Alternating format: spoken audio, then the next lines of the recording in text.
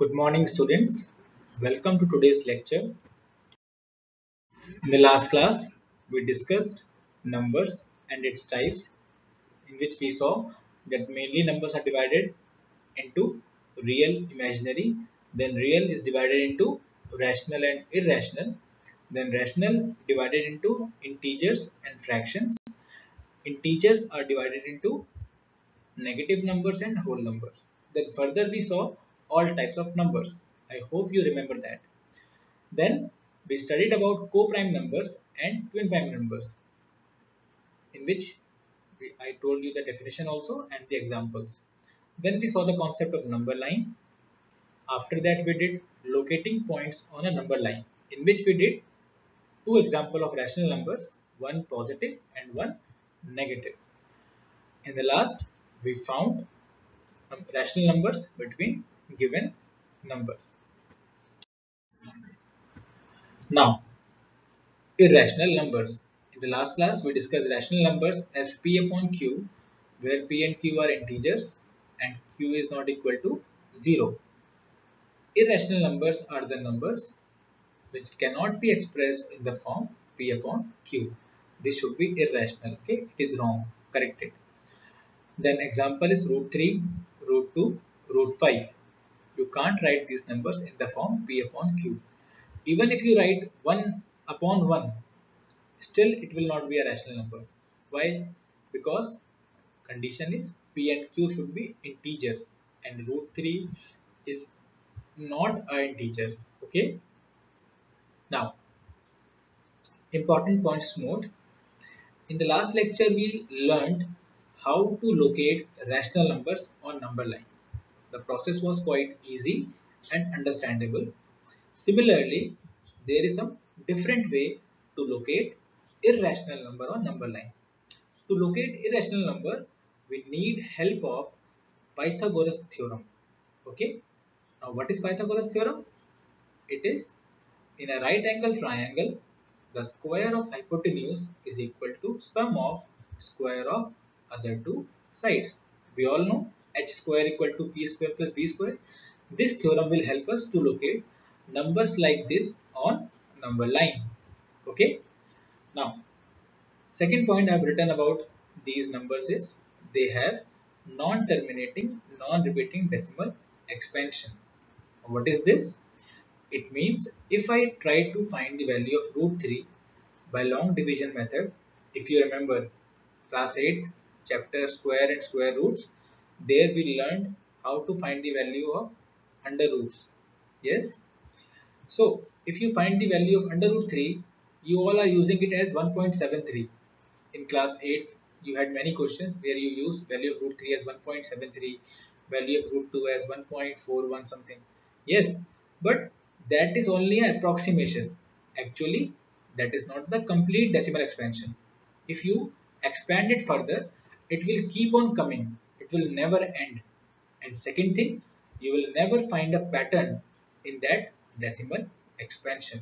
It is a property of irrational number. Okay, this part will come again after some lectures. Third thing is the sum, difference, multiplication and division of irrational numbers are not always irrational. Okay, this part will again come in the future lectures. It is saying that it is not important that if you take some difference multiplication of two irrational numbers, then answer is always irrational, because in some cases you may get rational also. We will discuss this in properties in coming lectures. Don't worry. Now, irrational numbers do not satisfy the closure property under addition, subtraction, multiplication and division. This also will come. Don't worry. So our first focus is how to locate numbers like these on number line. Okay, this is the Pythagoras theorem that I have told you. This is the hypotenuse, this is the base, this is the perpendicular. Now, note one thing. In these questions, suppose you want to locate under root 2. What you do is, you suppose under root 2 as the hypotenuse of the triangle.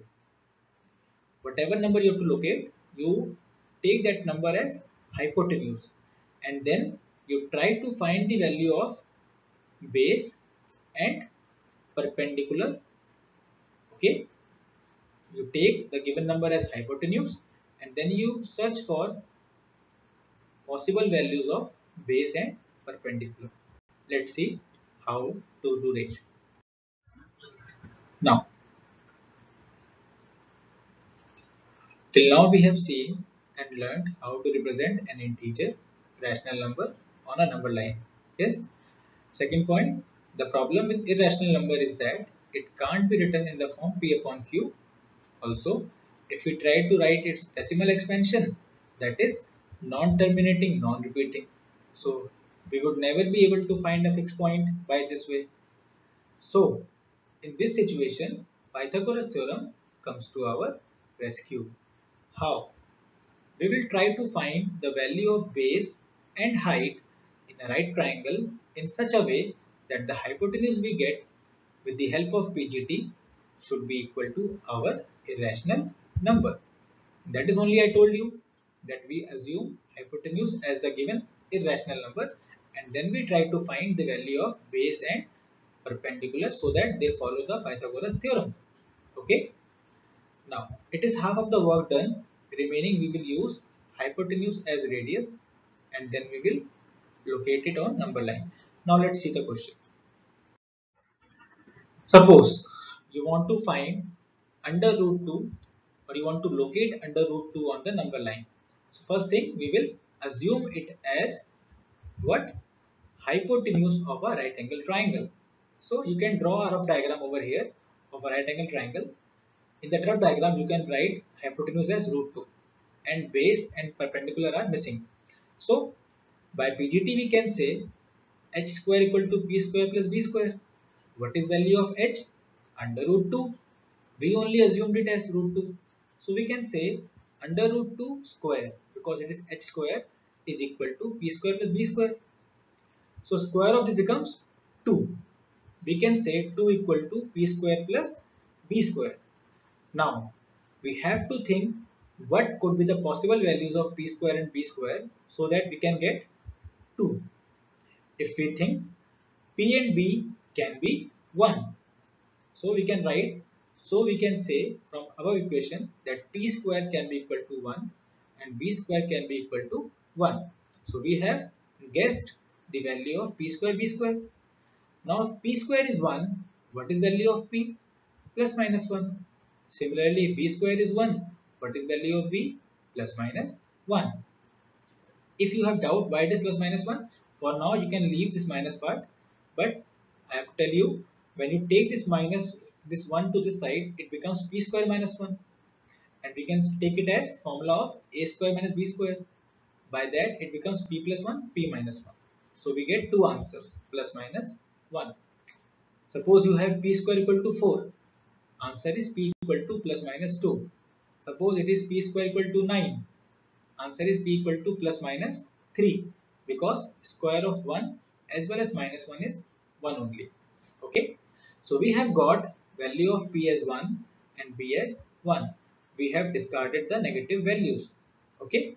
Now let's see how to use these p and b to locate root 2 on number line. See, this is a number line. First of all, you have to make the points. Point 0, point 1 and point minus 1. So in the starting we had only 3 points, minus 1, 0 and 1. So we need to create a right angle triangle first of all, in which we know the base and perpendicular. Now we name this 0 point as C and this 1 point as P.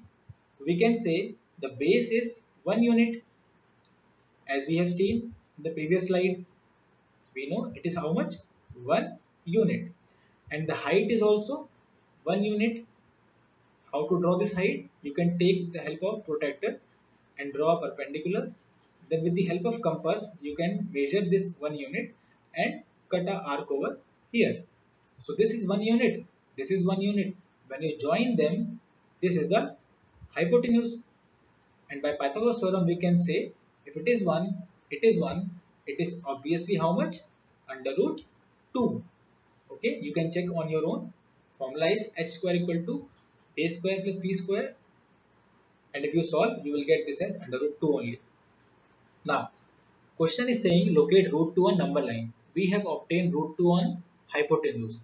Now, how to bring it on number line? Very easy. Take compass, keep the needle of compass on point C, open it till A. So, taking this as center and CA as radius, draw or cut a arc on number line. The point where it cuts the number line will be how much? Under root 2. You can call it point D. Then CD will represent how much?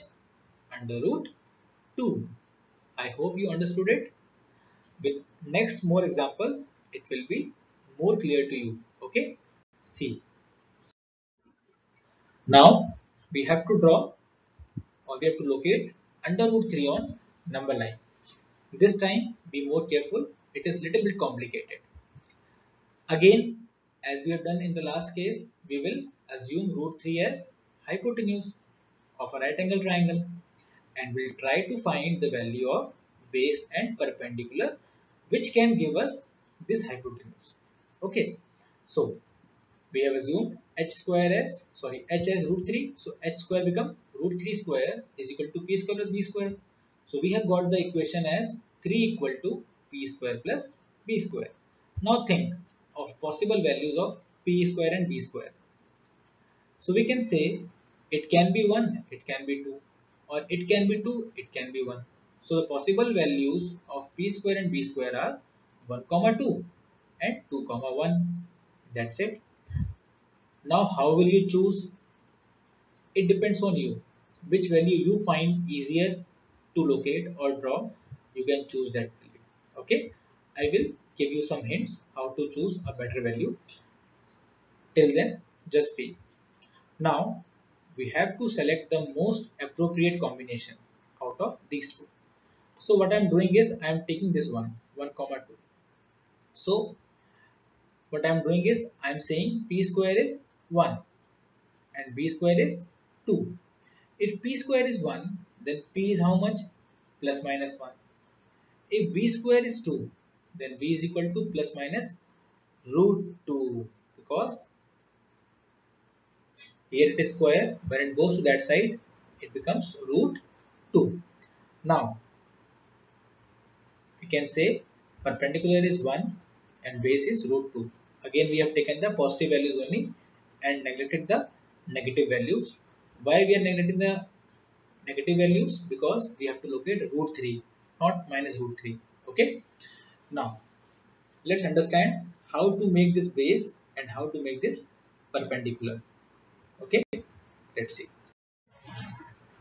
I have written here some steps of construction. You can use or you can go through these steps to understand that diagram. Okay. Step 1, I will draw AB. Sorry, before that I will draw a number line with points at equal space like this. What I have done is I have taken 1 unit as 2 centimeters. Why I have taken one unit as 2 centimeter?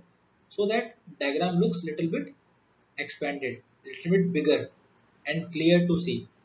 So I have taken first thing AB as 1 unit. So 0, 1. This is the base. This is the base of right angle triangle. Now second thing I have to make is height of 1 unit. For that we will use protractor, keep it on point B and draw a perpendicular like this. Now we want a height of 1 unit. So just keep compass on this point, measure 1 unit and cut a arc on this at point C. So we have got a base of 1 unit and a height of 1 unit. And we all know if you join AC, this length will be how much? Root 2. So we have got root 2 on this hypotenuse. Take compass, open till C point, taking A as center, AC as radius, cut an arc on number line. Now you have got the base of how much? Root 2. So you have got the base of root 2 and how much height you want? 1 unit. So again take a protractor, draw perpendicular, Measure 1 unit and cut an arc like this at point E. So this is the final triangle that we required. Base of root 2, height of 1. When we join this AE, we are obviously confirmed that it will be how much? Under root 3. Why? Because we know that hypotenuse is equal to base square plus perpendicular square. Base square means root 2 square plus 1 square. If you add them and take root, it becomes root 3 only. Now we have got root 3 on this AE. Same thing, keep compass on point A, open till E point, then taking A as center and AE as radius, draw a arc like this and you have obtained point F. Finally, this AF will be how much? Root 3 units. In case of any confusion, you can see the previous slide where we have all these steps of construction. Okay. Now, now we will try some more difficult parts. Suppose root 7 I am going to try. So again what will we do? We will take root 7 as hypotenuse. Yes. In this question, this only we do now. We first assume the given irrational number as hypotenuse and then we try to find possible values of p square and b square. So root 7 square is 7 equal to p square plus b square. Now think of all the possible values of p square and b square, then we will find the most appropriate one. If you think 1, 6, 2, 5, 3, 4, 4, 3, 5, 2 and 6, 1 is the possible values that I have written over here of p square, b square, 1, 6, 2, 5, all these values. Now think, if you take p square as 1, then p is 1. If you take b square as 6, it is root 6. Will it be easy for you to draw root 6? No. So we should discard this. Now see this one. If I take p square as 2, then p will be how much? Root 2. If I take b square as 5, it will be root 5. So two numbers that are irrational is also a complex thing for us. So we should discard this also. It is not the appropriate one. Now take 3, 4. In this case, if p square is 3, then p will be root 3. And if b square is 4, then b is 2. So in this case, we have one irrational and one rational number. It is little bit easy. Same is here also. If you take p square as 4, then p will be 2 and b will be root 3. So they are same numbers, just reverse, and they are the best possible combination. So what I have done is, I have taken p square as 3 and b square as 4. You can take reverse also, whatever suits. Okay. So p becomes plus minus root 3, b becomes plus minus 2. We are taking the positive values because we have to locate positive root 7. Okay. Now, the things come, to draw root 3, we have to draw root 2 first, then only we get root 3. Okay. After getting root 3, we have to draw 2, then get the answer. Let's see. Okay. You have to try this on your own. In the next slide, I will discuss this question again. Thank you.